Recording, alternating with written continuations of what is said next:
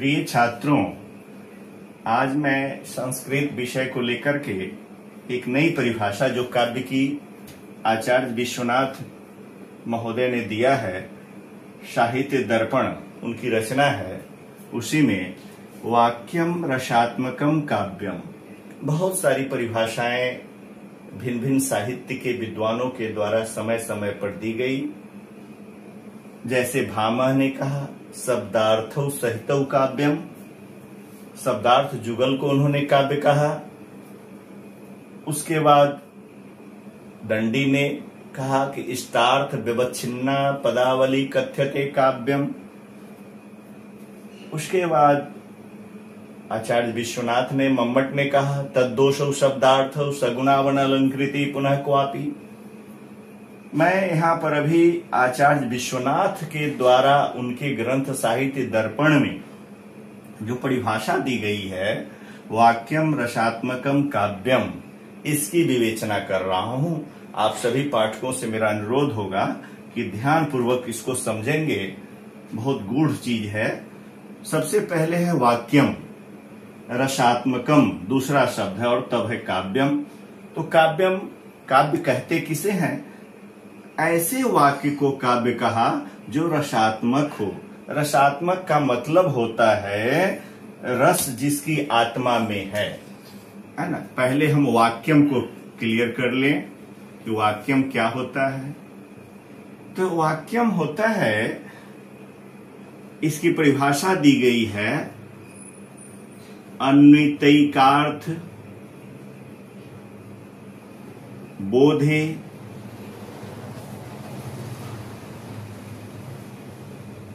तु वाक्यम पद समुच्चय। ऐसी परिभाषा आई है कि वाक्य क्या है। तो एकार्थ बोधे, इसमें जो शब्द है कि एक अर्थ के बोध के लिए, एक अर्थ के बोध के लिए ने उसके ज्ञान के लिए एकार्थ बोधे अन्वित। अन्वित का अर्थ क्या होता है? अन्वित का मतलब होता है व्यवस्थित। तो व्यवस्थित कैसे होता है? जब कोई चीज सिस्टम में होता है, सिस्टमेटिकली, यानी क्रम से व्यवस्थित। तो क्रम से अन्वित का अर्थ हुआ क्रम से व्यवस्थित।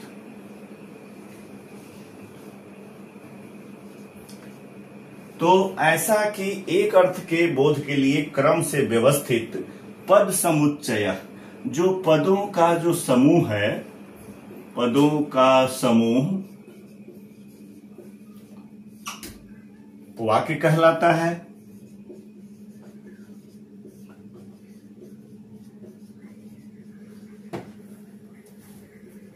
अब क्रम से व्यवस्थित क्या है? तो उसके लिए वाक्य के लिए तीन जो टर्म है, तीन जो कंपोनेंट है, उसमें पहला है आपको किसी भी चीज में योग्यता होनी चाहिए। किसी शब्द में, जैसे जल में सिंचन क्रिया की योग्यता है, अग्नि में नहीं है, जलेन सिंचति। उसके बाद होनी चाहिए आकांक्षा। दूसरा है आकांक्षा, यानी वाक्य के श्रवणांतर कुछ न कुछ हो रहा है, ये आकांक्षा बनी रहती है। जैसे रामः गच्छति अगर हम बोलते हैं तो मेरे मन में एक जिज्ञासा होती है कि रामः कुत्र गच्छति, तो गृहम गच्छति। तो ये आकांक्षा बनी रहती है। और तीसरा जो शब्द है वाक्य के लिए वह है सन्निधि। सन्निधि का मतलब होता है सामीप्य। तो यहाँ पर है कि वो सामीप्य का मतलब है कि जैसे कि आज मैंने रामः उच्चारण किया और 1 घंटे के बाद हम कहेंगे गच्छति, फिर तो ये वाक्य नहीं होगा, क्योंकि दोनों के बीच में बहुत दूरी है और अर्थ का जो सामान्य अर्थ बैठाते हैं वो बैठ नहीं पाएगा। फिर 1 घंटे के बाद कोई शब्द बोलेंगे, तो इस तरह से सन्निधि न रहने के कारण भी वह वाक्य नहीं होगा। वाक्य तभी होगा, इसी को मैंने लिखा अन्वित, यानी क्रम से व्यवस्थित, यानी क्रम से योग्यता, आकांक्षा और सन्निधि, इन तीनों क्रम से व्यवस्थित जब होंगे किसी जगह तो वो वाक्य कहलाएंगे। तब वाक्यम हो गया यहाँ। ठीक है, इस वाक्य को आप समझ। उसके बाद है रसात्मकम। दूसरा शब्द है, दूसरा जो तत्व है वो है रसात्मकम। ये रसात्मकम का क्या अर्थ होता है? रसात्मकम का अर्थ होता है कि रस एव आत्मा जस्य।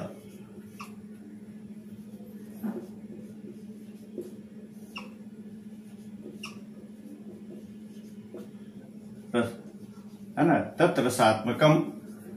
तो रस ही आत्मा है जिसकी, वह रसात्मकम है ना। तो रस कहा, सब जगह आपने रस का कहा। जहां भी साहित्य में चर्चा होती है कि अगर रस नहीं है तो वह काव्य नीरस हो जाता है। तो नीरस काव्य को पढ़ने में आदमी उब जाता है जल्दी, इसलिए सरसता होनी चाहिए। यानी सरस, रसो वैसह, ऐसा उपनिषद में भी कहा गया है। यानी रस क्या है? तो अलौकिक आनंद की प्राप्ति कराने वाला संसाधन है। लिखा भी हुआ है कि रसों के 8 रस हैं, श्रृंगार, हास्य, करुण, रौद्र, वीर, भयानक, विभत्स और अद्भुत। 3 रसों का जहां पर परिपाक होता है, रसों की जहां पर परिपुष्टि होती है, परिपूर्णता होती है, वहां पर जो काव्य का जो निर्माण होता है वह काव्य उत्कृष्ट कोटि का माना जाता है।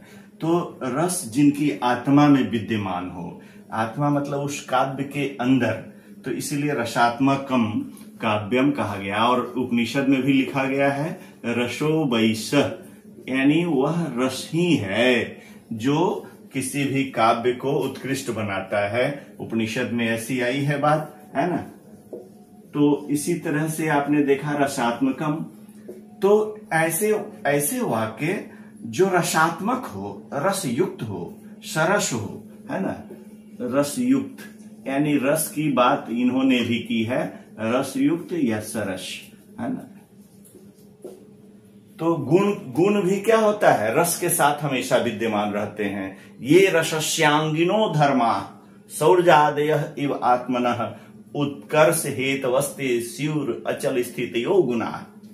वो गुण भी रस निष्ठ है, रस से अलग नहीं रहते हैं। और इसीलिए इनकी बात वहां मिल जा रही है आचार्य मम्मट से। इसीलिए आचार्य विश्वनाथ ने जो कहा रसात्मकम, तो ये बिल्कुल समुचित व्याख्या इन्होंने काव्य की है कि कीदृशम वाक्यम काव्यम कथ्यते यदि रसात्मकम स्यात्। यदि रसात्मक हो, रस उनकी आत्मा में विद्यमान हो, रस युक्त हो, तो हम एक शब्दों में इस परिभाषा की व्याख्या अगर करें, उनके इस कारिका की, इस सूत्र की, ये सूत्र है उनका साहित्य दर्पणकार के द्वारा दिया गया कि कीदृशम काव्यम, तो वाक्यम रसात्मकम काव्यम। अब यह जब रसात्मक काव्य होगा तो रमणीय अर्थ का प्रतिपादन भी करेगा। इसीलिए आचार्य पंडित राज जगन्नाथ ने इसी बात की पुष्टि अपने शब्दों में की कि रमणीयार्थ प्रतिपादिकः शब्दः काव्यम। इन थोड़ा उत्कृष्ट व्याख्या इन्होंने दी कि वाक्यम रसात्मकम काव्यम।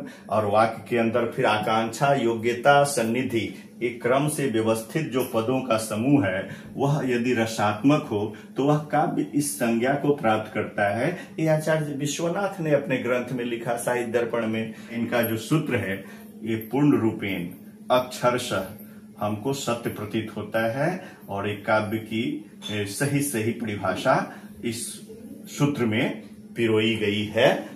यह आप लोगों को मेरी ओर से बात समझाई जा रही है। आप इसे ध्यान से सुने होंगे और आशा करता हूं आप इसे अच्छी तरह अब अपने शब्दों में इसकी व्याख्या कर सकते हैं, इस लायक आप हो गए होंगे। यहीं पर मैं अपनी वाणी को विराम देता हूं। आप सभी दर्शकों को धन्यवाद।